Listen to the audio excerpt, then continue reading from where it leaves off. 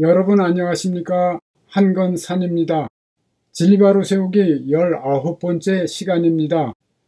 믿음에 관련해서 뉴 에이지 운동에 영향을 받은 논리나 주장들이 있습니다. 구체적으로 말하자면 바라봄의 법칙이나 끌어당김의 법칙 등이 오래전부터 세간의 관심과 인기를 끌고 있습니다. 이러한 주장들은 성경에 있는 믿음의 법칙을 모방한 것이지만 하나님이나 성령을 인정하지 않을 뿐 아니라 죄사함이나 회개나 심판 등을 인정하지 않습니다. 그런데 한편으로는 성경의 가르침인 사랑을 강조하거나 해방이나 자유, 평화나 풍요, 인간관계나 성취, 치유 등을 말하기 때문에 소위 선한 것으로 보이도록 포장되어 있습니다. 이러한 주장들은 그럴듯해서 많은 사람들의 호기심을 자극합니다. 많은 사람들이 성공이나 성취에 목말라 하거나 영육 간의 어려움을 당하고 있기 때문에 이러한 사람들의 마음을 사로잡아 파고들기에 안성맞춤인 것이지요. 바라보는 대로 이루어진다. 너무 좋지요. 그러나 이러한 법칙을 실행해 본 사람들 중 대다수는 허황된 믿음을 추구하는 사람들처럼 실패를 체험할 수밖에 없습니다. 소수의 사람들 외에는 대다수의 사람들이 자기의 소원을 성취하기에 마땅한 여건을 갖추지 못하거나 적합한 환경 등을 가지고 있지 않기 때문에 이룰 수가 없는 것입니다. 그들은 긍정적인 마음을 강조합니다. 당연히 좋은 것이지요. 그러나 긍정적인 마음은 좋은 것이지만 치우치게 되면 만일의 경우를 대비하지 못하는 불상사를 초래하거나 망상을 조차 행하게 될 수 있습니다.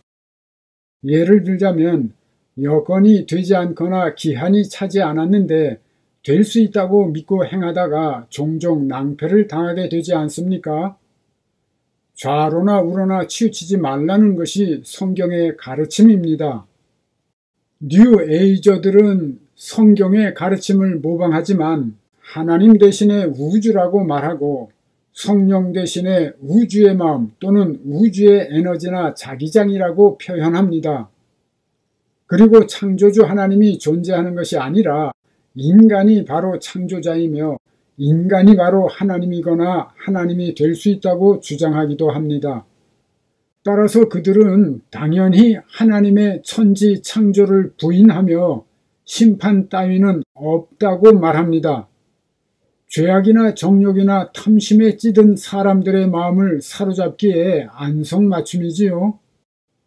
이러한 미혹과 거짓은 마귀와 그 무리들이 타락할 때도 있었고 선악과 사건이 벌어진 이래로 지속되어 왔습니다. 창조주 하나님을 부인하게 할 뿐만 아니라 하나님의 주권과 섭리를 부정하게 하며 인간이 모든 것을 할 수 있다고 착각하게 하는 것이지요. 이런 세속적인 바라봄의 법칙이나 끌어당김의 법칙 등은 다음과 같은 성경의 말씀과 유사한 것처럼 보입니다. 그렇지만 그 목적이나 차원이 완전히 다릅니다. 넓은 길로 가다가 멸망당하는 길로 가게 될지 아니면 좁은 길로 가다가 시온의 대로를 걷는 길로 가게 될지는 우리의 선택과 의지에 달려 있습니다. 히브리서 11장 1절로부터 3절에 있는 말씀을 보겠습니다. 1절을 보세요. 믿음은 바라는 것들의 실상이라고 말씀하지요. 믿음은 바라는 것들의 실상이라는 말씀에서 실상으로 번역된 헬라어는 휘포스타시스입니다. 이 단어는 히브리서 1장 3절, 고린도후서 9장 4절, 고린도후서 11장 17절 등에서 실체, 실상 또는 존재 그대로의 그 무엇이란 뜻으로 사용되었습니다. 그러므로 믿음은 바라는 것들의 실상이라는 말씀을 정확히 해석하자면 믿음은 바라는 바 구체적인 실체를 얻을 수 있게 하는 것이라는 뜻입니다.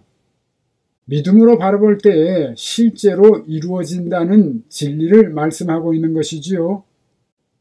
실제로 이 진리는 지금까지 수많은 크리스천들로 하여금 상상을 뛰어넘는 기적과 같은 일들을 이루게 해주는 원동력이 되어 왔습니다. 세속적인 바라봄의 법칙도 이와 같이 기독교회 내에서 끊임없이 가르쳐온 믿음의 법칙 중 하나를 모방한 것이지 뉴 에이저가 새롭게 발견해낸 비밀이 아닙니다. 기독교의 영향을 받았기 때문에 성경의 진리와 매우 유사한 것이지요. 세속적인 끌어당김의 법칙 또한 성령의 역사를 모방한 것에 불과합니다. 만유, 즉 우주 안에 충만하실 뿐만 아니라 우리 안에 내주하셔서 역사하시는 인격적인 성령을 우주의 에너지나 자기장 등 비인격적인 것으로 표현하는 것이지요. 하나님이나 성령의 역사를 비인격적인 우주나 우주의 에너지 등으로 대체한 이유는 심판을 부담스러워하거나 두려워하는 인간의 마음을 충족시키려는 의도입니다. 사람들로 하여금 하나님의 도우심을 부인하게 하며 그 통치에서 벗어나게 하려는 의도가 숨어 있는 것이지요. 다시 1절의 말씀을 보세요. 믿음은 바라는 것들의 실상이라는 말씀에 이어서 믿음은 보이지 않는 것들의 증거라고 말씀하지요. 믿음은 보이지 않는 것들의 증거라는 말씀은 보이지 않는 것들에 대한 믿음 그 자체가 그 보이지 않는 것들이 실제로 존재한다는 증거가 된다는 의미입니다. 예를 들어 천국이나 영들이 존재한다고 믿는 그 믿음 자체가 천국이나 영들이 실제로 존재하기 때문에 그 존재에 대한 증거가 된다는 것이지요. 그리고 이어서 3절에 믿음으로 모든 세계가 하나님의 말씀으로 지어진 줄을 우리가 안다 이렇게 말씀합니다. 이 말씀 중 모든 세계는 보이는 세계와 보이지 않는 세계를 통틀어 일컫는 말입니다. 그리고 이어서 보이는 것은 나타난 것으로 말미암아 된 것이 아니다 라고 말씀하지요. 이 말씀은 지금 우리가 보는 세계는 보이지 않는 세계로 말미암아 창조되었다는 뜻입니다. 육안으로는 보이지 않는 영원한 세계가 먼저 창조되고 그 세계를 본떠서 육안으로 보이는 유한한 세계, 즉 천지 만물이 창조되었다는 것입니다. 보이지 않는 세계가 원형이요 본체이며 보이는 세계가 모형이요 그림자인 것입니다. 영적으로 부활한 사람들은 믿음의 눈으로 실체요 본체인 영원한 하나님의 나라, 즉 우리가 돌아갈 본향을 바라볼 수 있게 되고 영적인 존재들을 알 수 있게 됩니다. 그러므로 모든 크리스찬들은 이 세상은 그 원형인 하나님 나라의 모형이며 그림자임을 깨닫는 영의 눈을 떠야 합니다. 영적으로 부활해서 실존하는 저 영원한 나라와 영적인 존재들의 활동을 알게 되어야 합니다. 그러한 사람이 믿음으로 세상을 이기고 죄와 타협하지 않고도 성공적인 삶을 살게 되는 것입니다. 그렇지만 한편 하나님의 약속의 말씀을 벗어난 인간의 생각이나 말에 근거를 둔 믿음은 믿음이 아닙니다.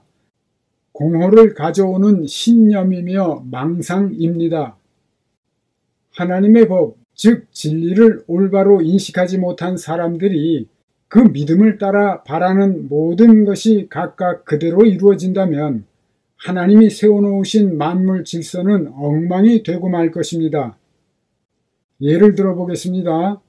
어떤 사람이 믿음이 충만해서 산을 명하여 여기서 저기로 옮겨지라 명했을 때 그대로 될 것이라 믿고 조금도 의심하지 아니하였을지라도 산이 여기 저기로 날아다니는 것은 하나님의 법칙을 벗어난 것이니 그대로 될 리가 없습니다.